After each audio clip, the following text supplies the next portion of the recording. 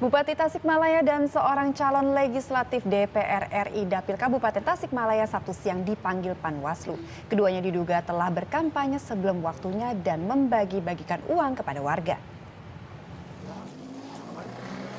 Bupati Tasikmalaya dan salah seorang calon legislatif DPR RI Dapil Kabupaten Tasikmalaya Sabtu siang dipanggil Panwaslu. Keduanya diduga telah berkampanye sebelum waktunya dan membagi-bagikan uang kepada warga. Panitia Pengawas Pemilu Kabupaten Tasikmalaya Sabtu siang memanggil Bupati Tasikmalaya UU Rujhanul Ulum bersama salah seorang calon legislatif DPR RI Dapil Kabupaten Tasikmalaya dari Partai Persatuan Pembangunan Fernita.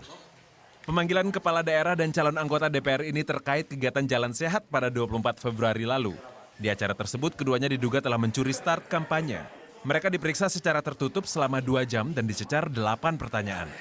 Itu yang menyatakan mencuri dan tidak bukan saya yang menentukan. Apa sikap dari sebagai... Ini harlah biasa yang kami lakukan setiap tahun dan merupakan agenda partai. Selain dianggap telah mencuri start kampanye, Panwas juga menduga Fernita telah membagi-bagikan uang dan stiker kepada warga. Kegiatan membagikan uang tersebut dianggap sebagai money politik. Soal bagi-bagi uang yang itu kita memberikan santunan anak yatim, bukan membagikan uang kepada sebanyak orang yang hadir lalu kita kasih uang, saya kasih tolong ya pilih saya, ini itu boleh money politik. Tapi ini kan yang kita berikan santunan anak yatim kan kita bilang yang di bawah kelas 3 SD. Kan gitu. Jika nanti keduanya terbukti melanggar, Panwaslu akan memberikan sanksi kepada Bupati Tasik dan calon anggota DPR tersebut. Kalau memang itu melanggar, ya kita akan serahkan ke polisi. Nah, ini ada dua pelanggaran. Satu pelanggaran kalau memang terbukti pelanggaran pidana, kalau terbukti nanti kejadian. Kalau nanti terbuktinya juga pelanggaran administrasi, kita akan segera rekomendasikan ke KPU. Selain dianggap mencuri start kampanye dan bagi-bagi uang, Jalan Sehat yang dihias dengan berbagai atribut partai itu juga disinyalir telah melibatkan sejumlah pegawai negeri sipil. Budi Pardiana melaporkan untuk NET.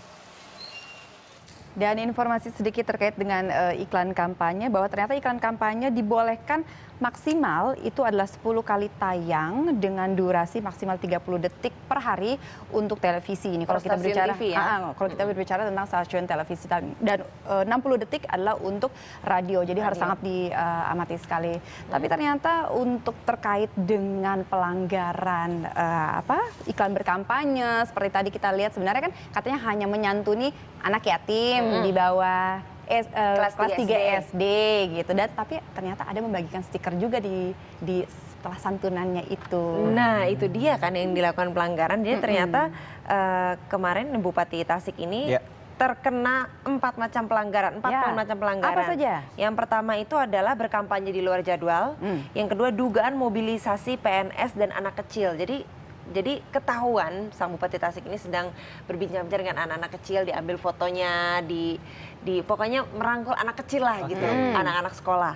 Lalu politik uang seperti yang tadi Rama katakan juga, serta memasang atribut para caleg di area kegiatan. Jadi di sana ada acara jalan sehat, jalan santai, tapi isinya orang-orang partai semua. Dan ternyata acara itu belum ada izin dari Panwaslu sendiri. Katanya itu adalah acara harlah P3 ya, semacam ya buat partai. Jadi bukan kampanye menurut pembelaan dari Bupati Tasik sendiri. Tapi ada 4 poin itu tadi. Sering sekali ya Bupati Tasik ini melakukan pelanggaran, harusnya ditindak tegas kalau memang melakukan pelanggaran jika terbukti. Tapi berbicara soal pelanggaran tidak hanya di Tasikmalaya, ada lagi